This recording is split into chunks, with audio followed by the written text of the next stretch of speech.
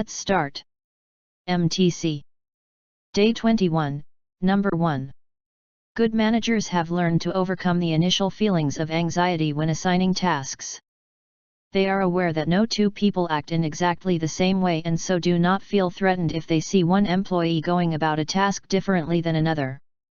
Instead, they focus on the end result.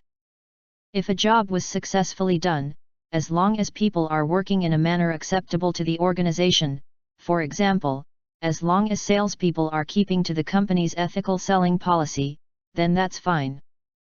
If an acceptable final outcome wasn't achieved, then such managers respond by discussing it with the employee and analyzing the situation, to find out what training or additional skills that person will need to do the task successfully in the future. MTC. Good job. Let's start. MTC.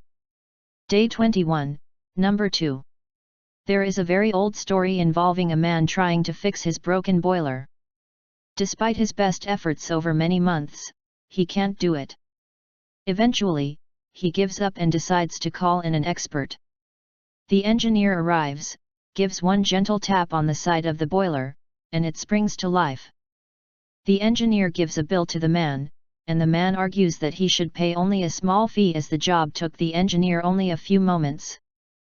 The engineer explains that the man is not paying for the time he took to tap the boiler but rather the years of experience involved in knowing exactly where to tap. Just like the expert engineer tapping the boiler, effective change does not have to be time-consuming. In fact, it is often simply a question of knowing exactly where to tap. MTC. Good job. Let's start. MTC. Day 21, Number 3. Interpersonal messages combine content and relationship dimensions.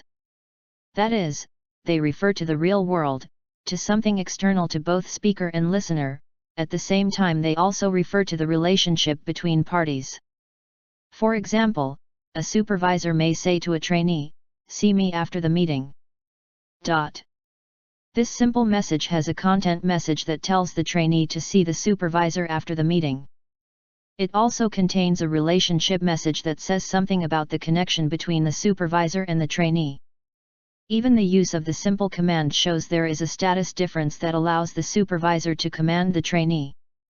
You can appreciate this most clearly if you visualize the same command being made by the trainee to the supervisor.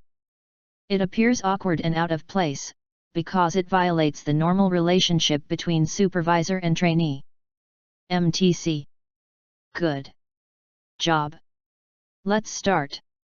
MTC. Day 21, Number 4. Plastic is extremely slow to degrade and tends to float, which allows it to travel in ocean currents for thousands of miles. Most plastics break down into smaller and smaller pieces when exposed to ultraviolet, UV, light, forming microplastics. These microplastics are very difficult to measure once they are small enough to pass through the nets typically used to collect them. Their impacts on the marine environment and food webs are still poorly understood. These tiny particles are known to be eaten by various animals and to get into the food chain. Because most of the plastic particles in the ocean are so small, there is no practical way to clean up the ocean. One would have to filter enormous amounts of water to collect a relatively small amount of plastic. MTC. Good job. Let's start. MTC. Day 21, Number 5-6. Hundreds of thousands of people journeyed far to take part in the Canadian fur trade.